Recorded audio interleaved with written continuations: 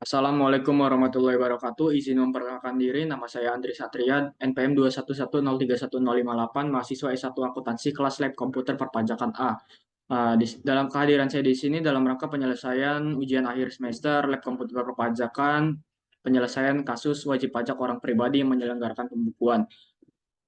Yang terhormat Bapak Kamadi Sumanda Syafis, SE, MACC, AKBK PCE, dan Ibu Niken Kusuma Wardani, SE, MSc, AKCE, selaku dosen pengampu mata kuliah Lab Komputer Perpajakan A. Baiklah, di sini saya akan langsung memulai dengan share screen soal yang ada di Excel. Bisa kita lihat di share screen yang saya bagikan, kasus yang saya pakai yaitu kasus terkait wajib pajak orang pribadi yang menyelenggarakan pembukuan. Di bagian poin A terdapat identitas wajib pajak mulai dari nama wajib pajak, NPWP, jenis usaha, telepon, dan faksimil. Wajib pajak di sini merupakan seorang pegawai negeri sipil di Badan Pemeriksa Keuangan atau BPKRI di wilayah Provinsi Lampung.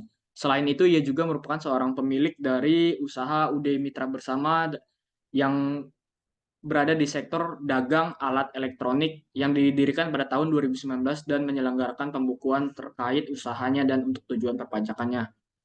Di bagian poin B ini kita bisa melihat informasi terkait penghasilan dari usaha yaitu laporan laba rugi menurut akuntansi untuk tahun yang berakhir pada tanggal 31 Desember 2022 dalam rupiah. Selanjutnya di bagian poin C kita bisa melihat terkait informasi tambahan yang berkaitan dengan laba rugi komersil tahun buku 2022. Jadi informasi di bagian poin C ini merupakan informasi yang dibutuhkan untuk penyusunan rekonsiliasi fiskal atau penyesuaian laporan laba rugi menurut akuntansi dan menurut fiskal. Selanjutnya di bagian poin D ini terdapat informasi tambahan yang berkaitan dengan penghasilan wajib pajak pada tahun 2022. Mulai dari sebagai penghasilan sebagai pegawai tetap di BPKRI, penghasilan dari sewa, penghasilan dari deposito, penghasilan dari luar negeri terkait bunga obligasi di Singapura, dan lain sebagainya. Di bagian poin E atau informasi lain-lain ini terdapat informasi mengenai angsuran PPh pasal 25 yang dibayar tiap bulannya pada tahun pajak 2022. Dan juga terkait informasi susunan anggota keluarga mulai dari ayah dan ibu, dan juga terdapat informasi mengenai harta dan kewajiban wajib pajak pada akhir tahun atau pada tahun 2022.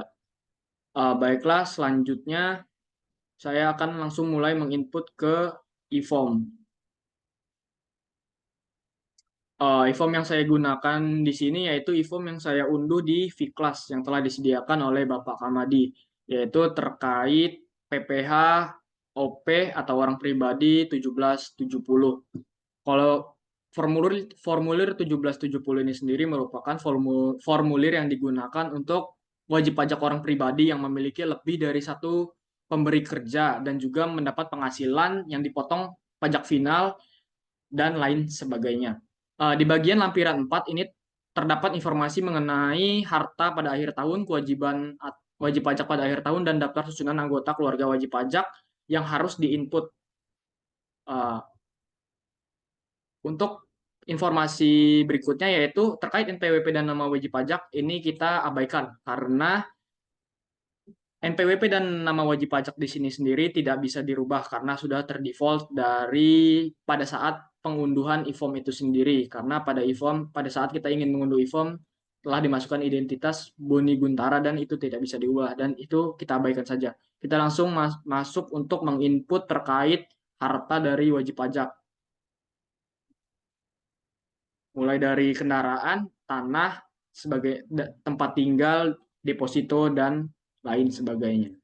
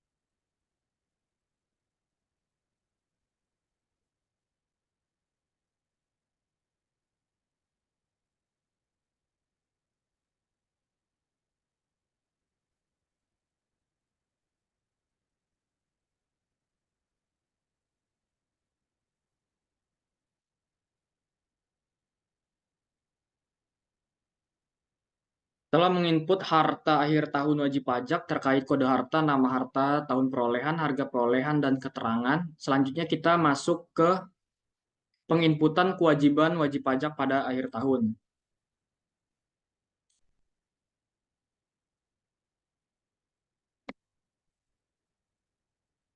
Untuk informasi dari yang kita butuhkan mulai dari alamat, tahun, jumlah peminjaman, nama, dan kode utang bisa kita lihat pada soal atau di bagian Excel.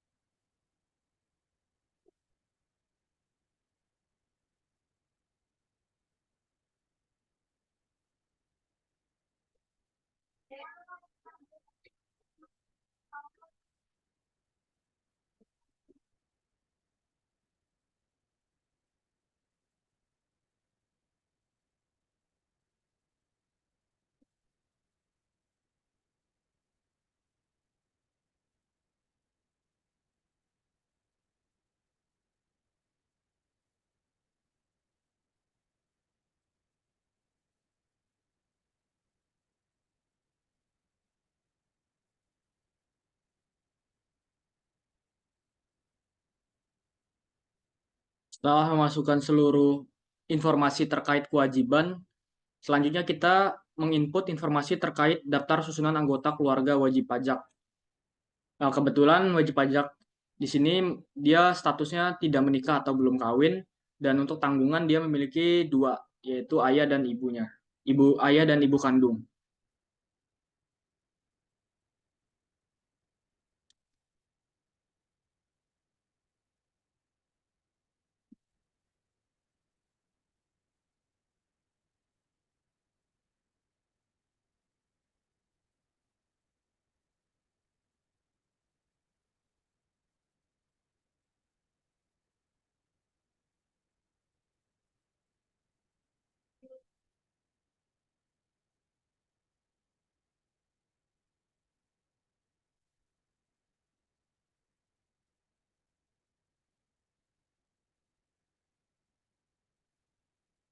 Setelah menginput di bagian lampiran 4 terkait harta atau aset, kewajiban, dan daftar susunan anggota keluarga pada akhir tahun wajib pajak, selanjutnya kita masuk ke lampiran berikutnya, yaitu lampiran 3 mengenai informasi penghasilan yang dikenai pajak final dan atau bersifat final, penghasilan yang tidak termasuk objek pajak, dan penghasilan istri atau suami yang dikenakan pajak secara terpisah. Karena wajib pajak di sini statusnya belum menikah, dia untuk informasi penghasilan istri dan suami yang dikenakan pajak secara terpisah ini diabaikan. Dan juga di kasus ini tidak ada penghasilan yang tidak termasuk objek pajak. Jadi kita hanya menginput informasi terkait pajak penghasilan yang dikenai pajak final. Mulai dari deposito, pendapatan sewa tanah, dan hadiah undian.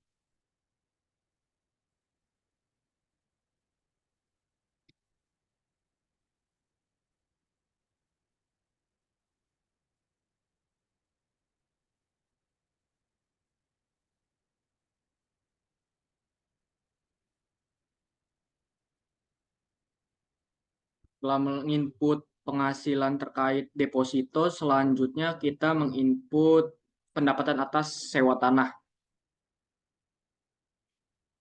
Pendapatan sewa tanah ini dasar pengenaan pajaknya atau penghasilan brutonya sebesar 15 juta dan dikenai PPh 4 ayat 2 sebesar 10% atau 1.500.000. Selanjutnya, pada tahun pajak 2022, wajib pajak juga mendapatkan hadiah undian berupa 1 unit mobil dari Bank BCA senilai 750 juta dan dikenai PPh pasal 4 ayat 2 dengan tarif 25% dari nilai bruto atau sebesar 187.500.000. Setelah kita perhatikan terkait informasi dan ini dan memastikan apakah semua informasi terkait penghasilan final sudah diinput atau belum.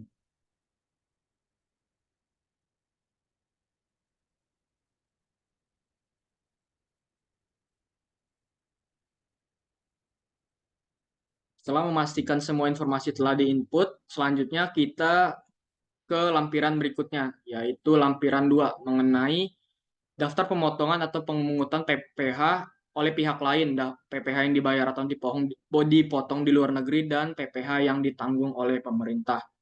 Kita selanjutnya mengklik bagian kiri bawah, itu tanda tambah, dan kita memilih jenis pajaknya, mulai dari PPh 21, 22, 23, dan seterusnya. Pertama, kita ingin menginput terkait pemotongan oleh BPKRI selaku pegawai kita sebagai pegawai tetap selaku wajib pajak sebagai pegawai tetap di BPKRI, yaitu PPh pasal 21. Informasi yang dibutuhkan terdapat di Excel, mulai dari NPWP, nama, nomor, dan bukti pemotongan.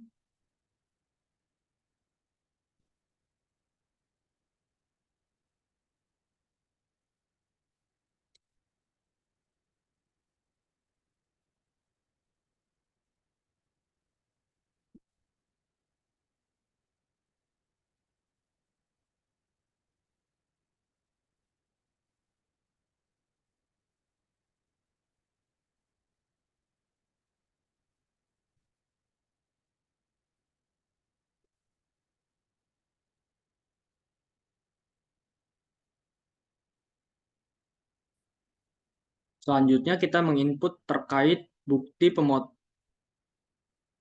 Selanjutnya kita menginput terkait jumlah PPh yang dipotong atau dipungut oleh BPKRI.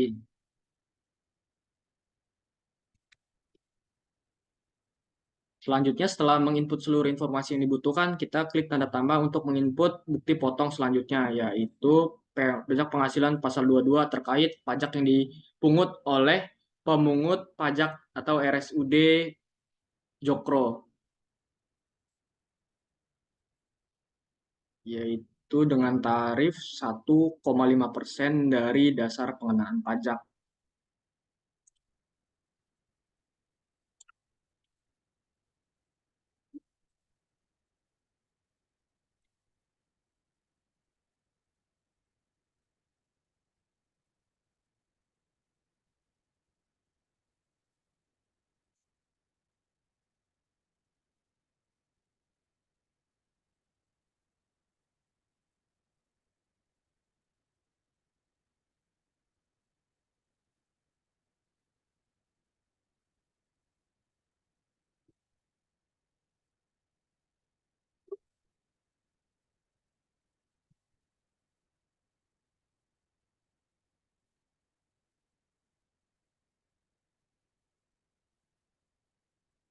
Selanjutnya kita menginput terkait PPh pasal 24 atau kredit pajak luar negeri.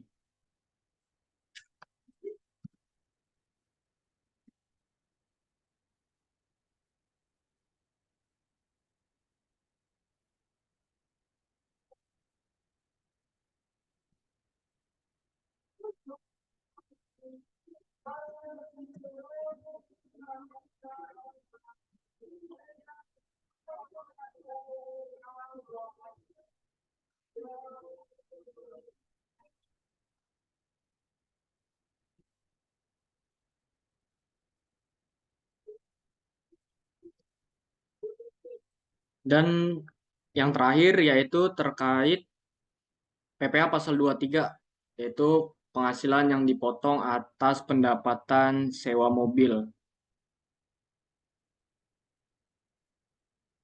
Pilih PPh pasal 23. Jangan lupa untuk menginput NPWP, bukti potong, dan lain sebagainya.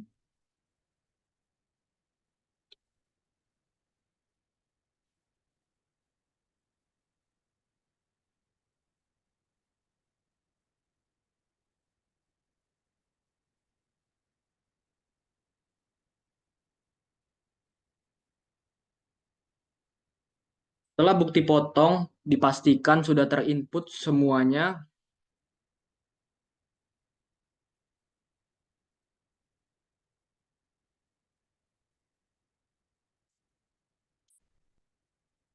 kita ke halaman berikutnya yaitu lampiran 1. Izin untuk mengkonfirmasi bahwa pada lampiran 1 ini merupakan penginputan informasi terkait wajib pajak yang menyelenggarakan pembukuan. Karena di e-form ini sendiri sudah terdefault sebelumnya, wajib pajak si Boni Guntara ini menyelenggarakan menggunakan pencatatan atau tarif norma, jadi kita tidak bisa merubahnya menjadi pembukuan dan artinya kita tidak bisa menginput pada lampiran 1 ini terkait informasi mengenai laporan laba rugi komersil, penyesuaian fiskal positif, penyesuaian fiskal negatif, dan lain sebagainya. Dan ini juga akan berpengaruh pada nantinya terkait jumlah PPh, jumlah penghasilan neto wajib pajak, jumlah PPh yang terutang, jumlah PPh kurang bayar atau lebih bayar, dan juga akan berpengaruh terhadap perhitungan PPh pasal 25-nya nanti di IFOM. Tetapi perhitungan fiskal dan perhitungan PPh yang terutang sebenarnya sudah saya buat di Excel. Oke, selanjutnya kita pindah ke halaman berikutnya yaitu terkait lampiran strip 1 yaitu penghitungan penghasilan neto dalam negeri dari usaha dan atau pekerjaan bebas bagi wajib pajak yang menyelenggarakan pencatatan. Penghitungan penghasilan neto dalam negeri sehubungan dengan pekerjaan dan penghitungan penghasilan dalam negeri lainnya. Di bagian C, penghasilan neto dalam negeri sehubungan dengan pekerjaan, kita input terkait penghasilan dari sebagai pegawai tetap di BPKRI.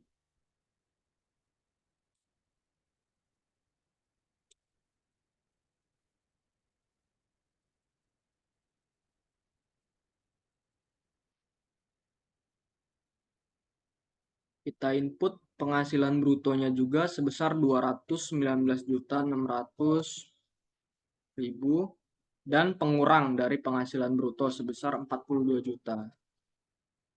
Dan didapat penghasilan neto sebesar 177.600.000. Setelah itu juga kita harus menginput di bagian D penghasilan dalam negeri lainnya terkait penghasilan sewa atas kendaraan atau sewa mobil dengan penghasilan neto sebesar 23 juta.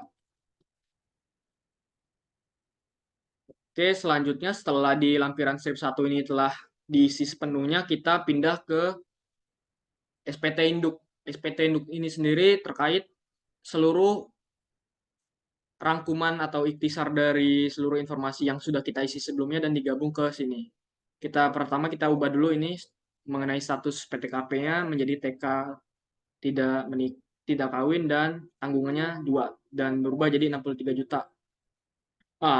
Di bagian 1 penghasilan neto dalam negeri dari usaha dan atau pekerjaan bebas ini seharusnya diisi oleh lampiran terkait pembukuan, terkait wajib pajak yang menyelenggarakan pembukuan sebelumnya yang setelah saya jelaskan kalau di e-form ini itu sudah terdefault sebagai pencatatan. Jadi kita tidak bisa menginput terkait penghasilan neto dalam negeri terkait usaha wajib pajak. Jadi ini tidak bisa diisi karena e-form ini terdefault sebagai pencatatan.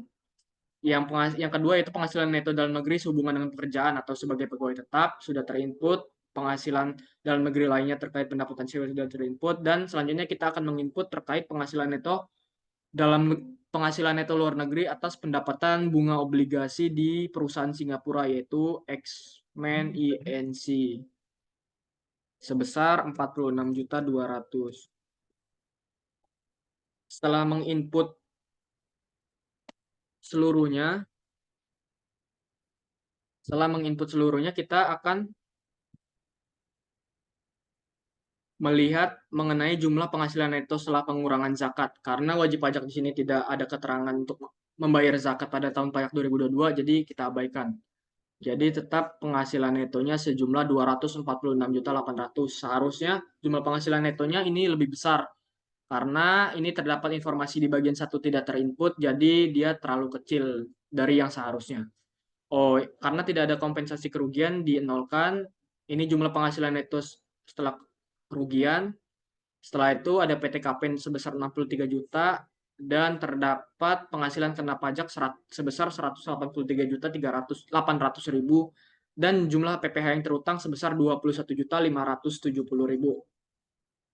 Sebenarnya ini bisa kita lihat di bagian Excel kalau jumlah PPh yang terutang sebenarnya itu adalah sebesar 203.788.000 karena ada poin ini yaitu poin dari penghasilan neto dari usaha yang melalui penyelenggaraan pembukuan yang tidak diinput di e-form. Jadi jumlah penghasilan kena pajaknya terlalu kecil sehingga PPh yang terutangnya juga terlalu kecil di e-formnya dan seharusnya itu total PPh terutang dari wajib pajak ini yaitu 203.788.000. Tapi kita kembali lagi saja ke e-form. Setelah kita kembali ke e-form, selanjutnya kita akan melihat informasi mengenai jumlah PPh yang dipotong atau dipungut oleh pihak lain atau yang dibayar dipotong di luar negeri sebesar 40.572.378 rupiah. Ini terjadi PPh yang lebih atau dipotong atau PPh yang lebih dipotong atau dipungut sebesar 19.2.378 rupiah. Di poin bagian date kredit pajak nomor 17 PPh yang dibayar sendiri yaitu PPh pasal 25 bulanan di di bagian yang 17A ini kita input sebesar angsuran yang telah dibayar oleh wajib pajak itu yang bisa dilihat informasinya bisa dilihat pada Excel yaitu sebesar 111.600.000. Setelah kita input jumlah kredit pajak yang sebenarnya, yaitu terdapat PPh yang lebih bayar sebesar 130.602.378 dan seharusnya ini adalah PPh-nya itu kurang bayar. Saya tunjukkan di Excel. Seharusnya PPh-nya ini kurang bayar. Nih, di poinnya ini kurang bayar sebesar 51.615.622. Tapi karena di e-form ini tidak menginput penghasilan neto sehubungan dari dalam negeri terkait usaha yang dengan pembukuan, jadi dia total PPh terutangnya terlalu kecil dan akhirnya berakibat kredit pajaknya lebih besar dibanding PPh yang terutang pada e-form sehingga terjadi PPh lebih bayar pasal 28A. Kita pilih saja ini untuk direstitusikan. Nah, selanjutnya terkait angsuran PPh pasal 25 tahun pajak berikutnya dihitung sebesar berdasarkan ini sudah saya hitung di bagian Excel. Bisa dilihat informasinya di Excel itu sebesar 13.601.082 rupiah. Ini atas dasar perhitungan yang PPh kurang bayar atau PPh terutang sebenarnya, bukan yang di form ini. Jadi ini kita pilih juga 1/12 dikali jumlah pada angka 16. Ini kita karena ini tidak sesuai, jadi kita pilih bagian yang kita tetap pilih bagian yang A karena ini ada kesalahan tersendiri dari e-formnya. Nah, jadi setelah kita pastikan semua data terinput dengan benar dan lengkap,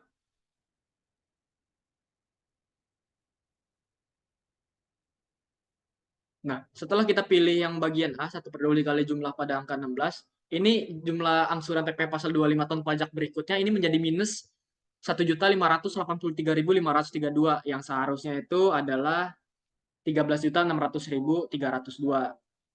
Jadi untuk itu bagian penginputan ke e-form. Selanjutnya saya akan menjelaskan terkait bagian yang Excel.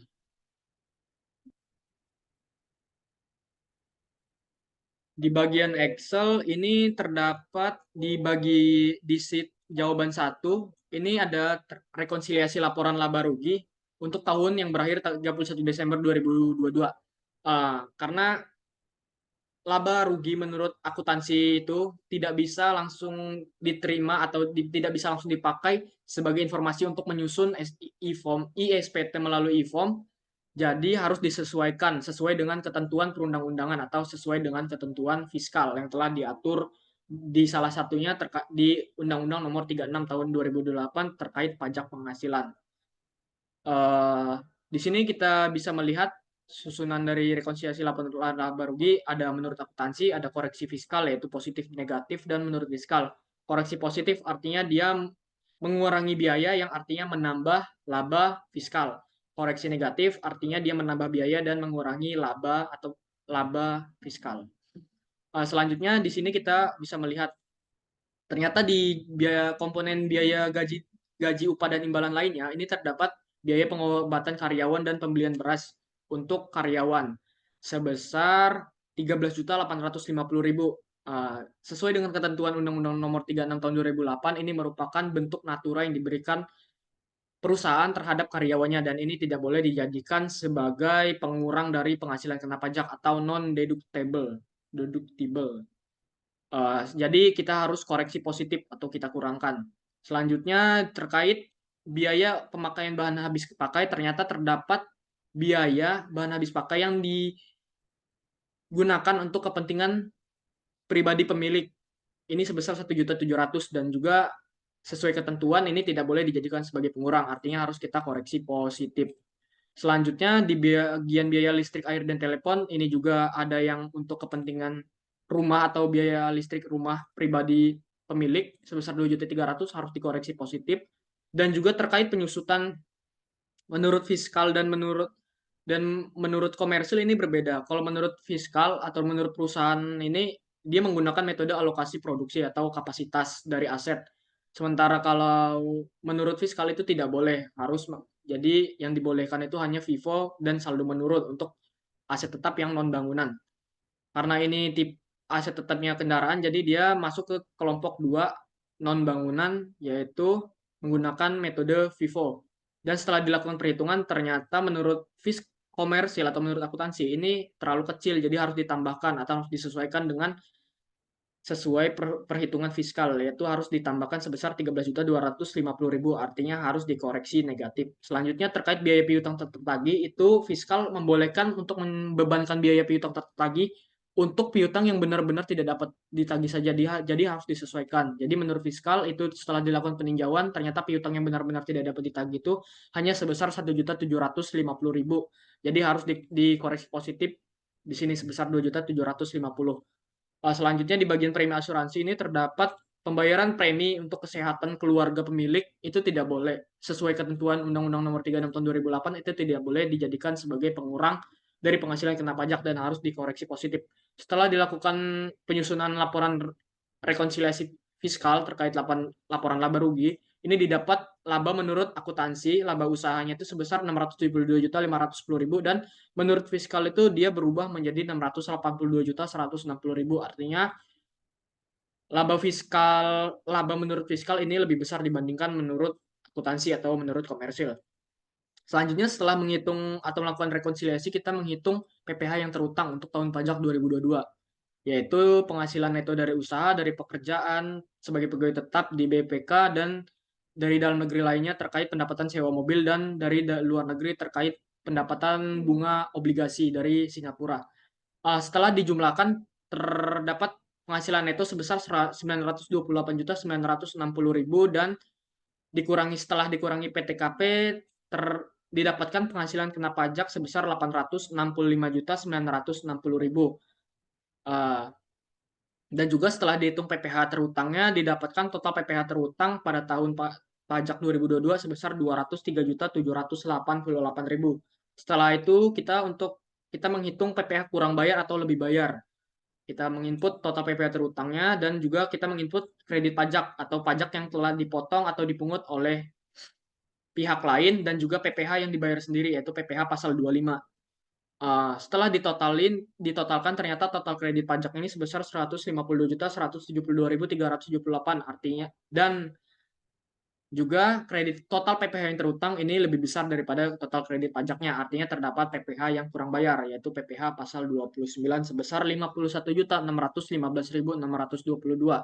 Selanjutnya kita menghitung angsuran bulanan terkait PPh pasal 25 untuk tahun pajak 2023 yang digunakan sebagai dasar yaitu PPh terutang 2022 dan juga kredit pajak pasal 21 sampai 24.